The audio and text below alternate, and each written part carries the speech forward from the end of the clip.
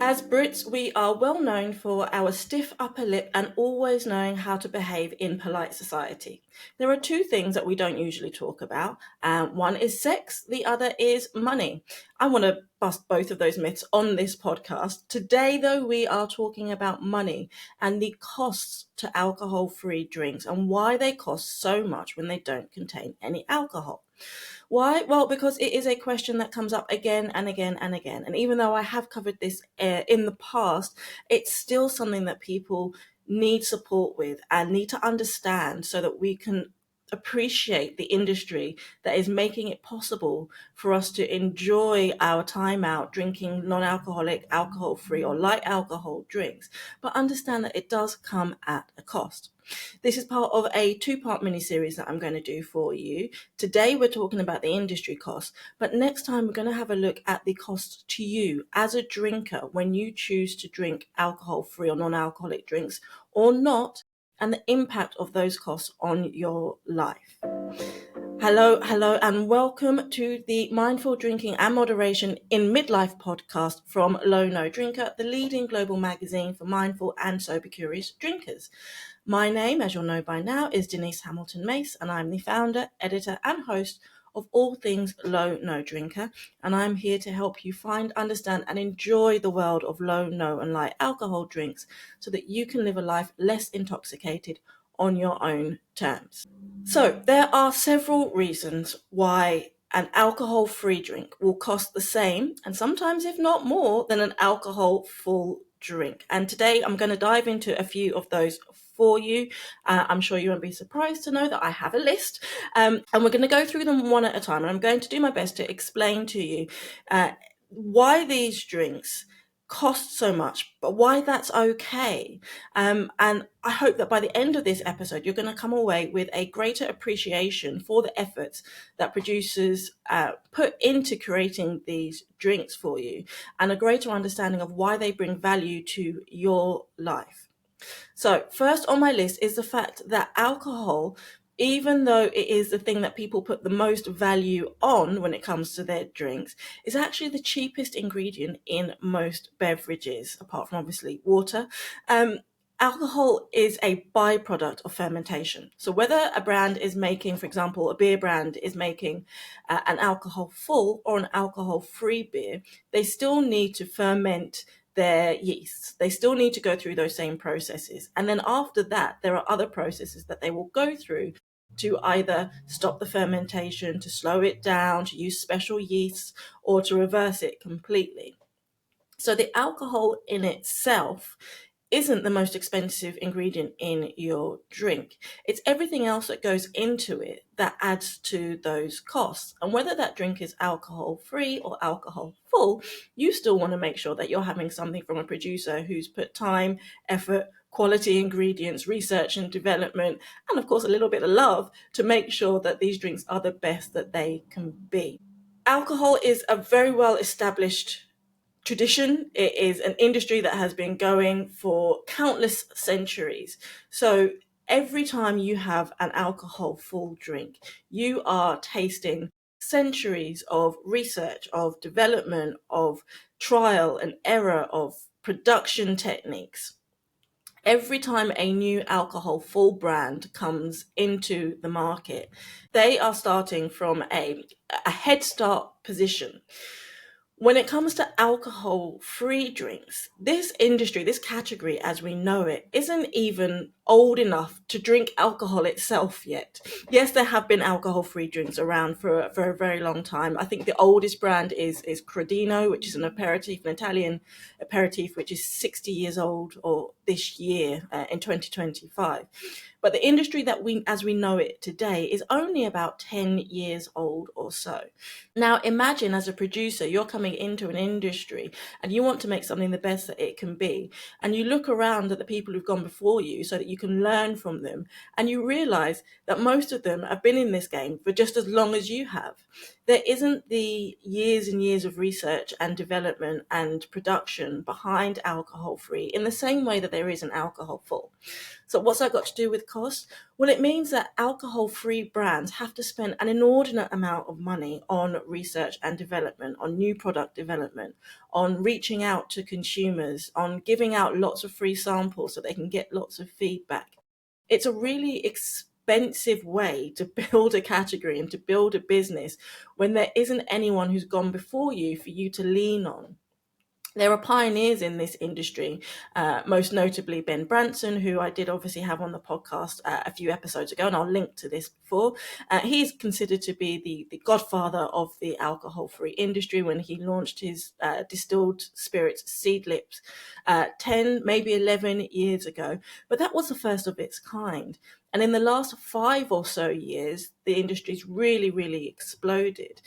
But how far can you really expect an industry to get in 5 years when it's sort of reinventing the wheel every time something new comes out? There is specialist kit, there is trial and error, there is huge failure rates because obviously these drinks need to be made to serve a purpose, but they also need to taste really, really nice. And if they don't, then there's a lot of batches that get thrown out and go to waste. So there's a huge amount of cost in just trying to figure out how to make the drinks, let alone actually getting them to go to market. Next, we've got the taste and the technical costs. So alcohol does a lot more in a drink than just get you sozzled. I've said it many times before. It's a preservative, which we'll talk about in a moment. It adds flavor, it adds texture, it adds depth. With no alcohol in a drink, a producer has to work twice as hard to then go and figure out how to replace those things that are missing in the drink. Now, there are brands out there that don't try to do this replica. They don't try to replace and replicate full strength alcohol. But there are brands out there who do want to do that and to get a drink as close to its original as it can be, because there are drinkers out there that want things that taste the way they remember them. So there is a lot, therefore, that needs to be placed into product development in terms of ingredients. And we only want good ingredients, right? We don't want lots of synthetic, man-made numbers and all sorts of scientific mumbo jumbo that when we look on the label, we don't understand anything that's in there. We want fresh, quality, natural ingredients that maybe offer some functionality, maybe give us some extra brain boost or give us some energy or help with, restorative inner peace and calm. But all of these ingredients cost a lot of money. For brands to try to recreate the flavor profiles, to get depth, to get texture, to get mouthfeel, even when they're not trying to replicate full strength alcohol, these are all things that when you taste a drink and you feed back to the brand, you say to them, oh, it tastes thin, or it tastes watery, or it hasn't got enough flavor, or it hasn't got enough body. For them to create these things or to fix these things for you, they have to put more things in the drink. And because there is no alcohol to help carry those flavors, they then have to figure out other ways to help those flavors bind and finesse and to come together and to do a wonderful dance on your tongue and give you a flavor sensation. So custom ingredients, flavor houses, taste testers, tasting panels. Again, these all cost lots and lots of money. And when you are a small brand, as many of the low, no and light brands are, quite often they are bootstrapping. There is not a lot of venture capital investment in these spaces until a brand has already established that it's worth investing in. It takes time and it takes money and it takes a hell of a lot of effort. Next on the list is another thing that alcohol does for a drink that isn't present when it gets removed is the preservation. Alcohol is a very, very, very good preservative. It's why that bottle of ouzo that you got from your Greek holiday 15 years ago in the back of the cupboard is still safe to drink. I mean, it might not taste very nice, but the alcohol in the bottle keeps it safe. It kills off any bacteria that try to grow in it and would cause you illness. Without alcohol in a drink, alcohol-free drinks don't have the same shelf life. I am working on an article and an episode for you about preservation and about shelf life for alcohol-free drinks. It is getting better. There's a couple of brands that I've spoken to that have managed to increase their shelf life to 18 months to a couple of years for their alcohol-free spirits. I believe Lyre's is one of them when I spoke to Anita Osborne, and I can link to that show in the show notes for you as well. But in general, alcohol-free drinks just don't last as long. I get sent a lot of products to try. I'm very, very grateful. I can't get through all of them as soon as I get them. And I was going through some of my stock the other day, and I realized that a lot of the drinks that I received a while ago have gone off because they only had a 6 month to a 1 year shelf life. Now, imagine that as a producer, you have to figure out how to make your drinks last as long as possible. You then have to get them out to consumers and make sure that the consumer understands that they're not going to last as long as they might be used to, because we are used to beers and wines and spirits being able to last a long time. Heck, we're used to wines being able to sit in a cellar for decades and get better and better each year. You then can't produce in as big a batch as full strength alcohol, because if you produce too much and it doesn't get sold enough, then it's going to go to waste. So there is so much to consider in terms of how you make your alcohol-free drink last long enough that it can be enjoyed and then not have to suffer the costs of small batch production, which is another cost area to consider. Most of the cost breaks for producing alcohol beverages come because brands are producing their drinks in such high numbers. Alcohol-free beverages, because this is a nascent category, because it is still growing, it's emerging. Yes, the numbers look wonderful, but still we're talking about 1% to 2% of total alcohol beverage sales is alcohol free. When the numbers are that low, producers aren't getting the discounts and the order breaks that they would be getting if they're producing alcohol full. Small batch production is a lot more expensive, just like when you go shopping and you go to the supermarket versus when you go to a wholesaler's. When you buy in bulk, it's cheaper than when you buy individually. For low, no, and light alcohol producers, they're not getting the discounts that you get for buying in bulk yet, because not enough people are drinking it.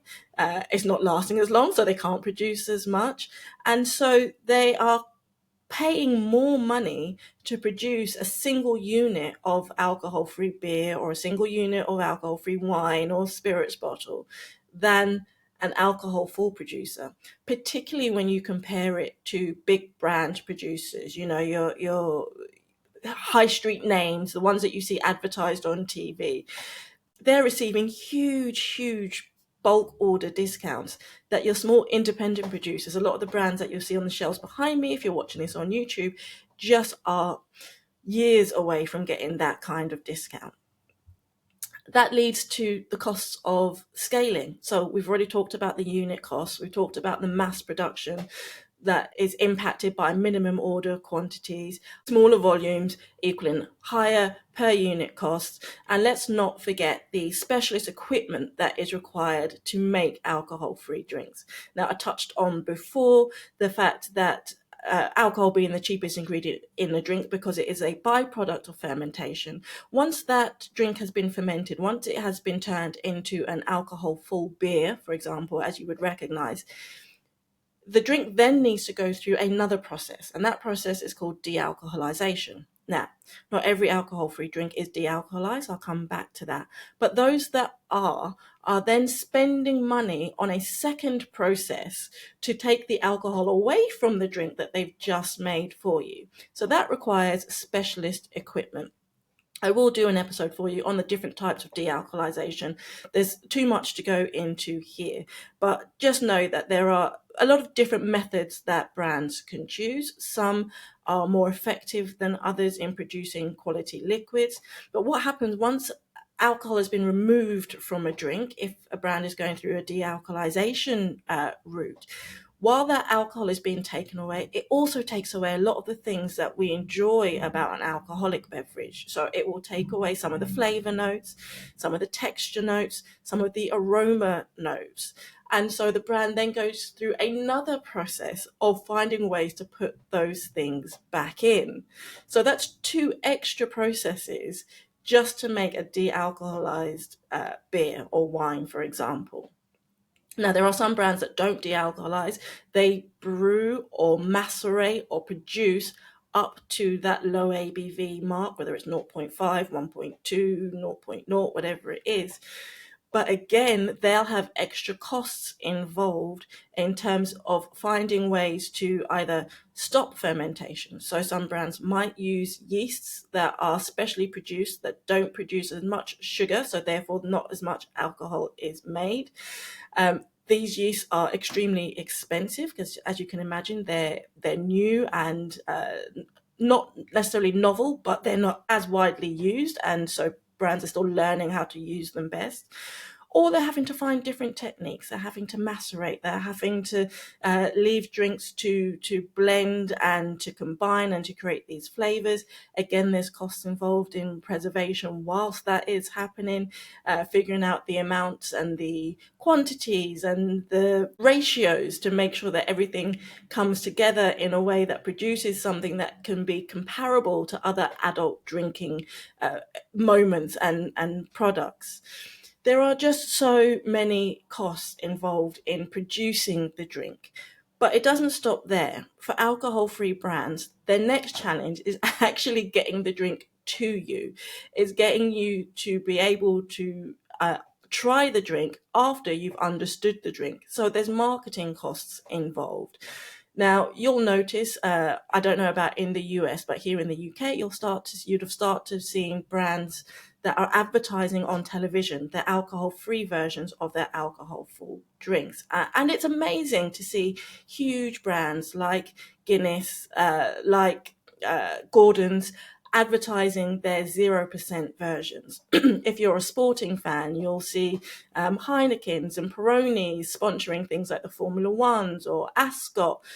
In the US, is it, I believe, Bud Zero that sponsors the NBA. You've got the American brand Athletic Brewing, who've partnered with Arsenal Football Club over here in the UK, which is a lovely international alcohol-free sponsorship partnership. I spoke to the founder of Athletic Brewing, and again, I'll link to that episode in the show notes for you. They are the single biggest alcohol-free beer producer in the US, and his story is absolutely fascinating. But apart from those brands, it becomes very difficult for an independent brand to get marketing out there. Some of the independent brands are doing really well. You'll notice brands like Days Brewing and Lucky Saint, who have managed to scale their businesses to the point where they're able to advertise on the London Underground, for example. But that costs a lot of money, and that's a very rare occurrence. TV advertising, therefore, is out the window for most people. Radio advertising doesn't particularly work when it comes to drinks and unknown alcohol-free drinks, as people need to be able to see them rather than just hearing them. You have newspapers and magazines, so traditional marketing, which does work, but requires long-term campaigns. And then you've got social media, which is obviously where everybody goes. And so the brands are therefore surrounded by the noise of all the other brands who are all trying to get influencers and social media marketers to shout about their products. It costs a lot of money to reach you. It's really difficult for these brands to get their drinks onto your radar. So they have to spend a lot of money on marketing. Then, once you are aware of those drinks, you then need to know where to go and buy them. So they need to spend money again on distribution. Now, when you go into stores like Tesco's and Sainsbury's, you will see now that they pretty much all of them have dedicated blue zones, which I'm not sure why they're blue. It does always make me think of like an old lady's blue rinse. But they have dedicated blue zones, which are now recognized as the low and no drink zones when you're going down the spirits aisle or the booze aisle, which is fantastic. What you will notice is no matter which store you go into, no matter which chain you go into, you'll generally see the same drinks again and again and again, and they will be derivatives of big brand drinks. So the big alcohol brands who have their 0% versions or alcohol-free brands who've already made it onto, like I said, things like tube advertising and sporting sponsorships. The reason for this is that it costs a lot of money to get your product on the shelves on the supermarket. A lot of money. And the systems by which supermarkets put drinks on their shelves heavily favors the supermarket. Understandably, they have a business to run, and supermarkets make very, very small margins. I think it's something like 1%, 2% margins are made in a supermarket. So they charge a lot of money for brands to go onto their shelves. But once they're on the shelves, you then have to pay for placement and where you want to be on that shelves. If you want to be on an end cap so that you're standing out, that the ends of the aisles as you walk down, then that costs more. If you want to be placed by a till point, then that costs more. There is so much cost that goes into getting your drink placed in a supermarket that for most alcohol-free brands, it is a completely unachievable dream. Most of the low-no brands that you will ever come across, you will not be able to find in the supermarkets, because until they can scale to a ridiculous size, it's just financially not viable. And then the supermarkets in return aren't giving them the support that they need. So there's very little data that goes back from the supermarkets to the brands so that they know which of their SKUs are selling well, which placements are working better for them, which times of year are better for them to be doing promotions. So it costs a heck of a lot of money to get a brand into a place where you as a consumer will see it regularly and trust in it, because if it's in your Sainsbury's, or if it's in your Waitrose or in your Tesco's, you're going to likely trust it more because you trust those stores to only serve you the best of the best. So then where do they go? They go to independent retailers. They go to e-commerce sites. Companies like Wise Bartender are a great resource. And I always say, if you're looking for alcohol-free drinks, try places like Wise Bartender. And there is an affiliate discount code in the show notes for you. You can get 10% off if you use the code Low No Drinker Magazine. And there's a link in the show notes. And that does help the platform to keep going. So thank you for that if you do. But these are great places to find new and unique and unusual and really interesting drinks from producers who are working really hard to create something that you can enjoy. But then stores like that, like the Wise Bartenders, like the Alcohol Free Drinks Co., they themselves have their own cost to consider when they have to try to market their stores so that you can find the drinks. And then, of course, we have the competition. So I've mentioned the big brands. If you are drinking low, no, and light, it is likely that your entry into the category came via a well-known brand. Perhaps it's an alcohol-free version of your favorite alcohol-full drink. It's really difficult to convince drinkers to try something new. If you found something that you like, you are most likely to continue to buy that thing over and over and over again. It's just, we are creatures of habit. It's natural. It's what we do. I have my favorites. You have your favorites in many categories of things. So brands have got to get you to try their drink rather than trying somebody else's drink. So what can they do to do that? They can do tastings.